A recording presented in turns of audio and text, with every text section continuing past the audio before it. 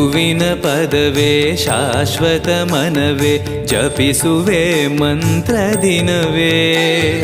ತರುವಿನ ನೆರಳು ಕೊಡುವಂತ ಸುಖವು ಕೊಡುವನು ಕೃಪೆಯ ದಿನವೋ.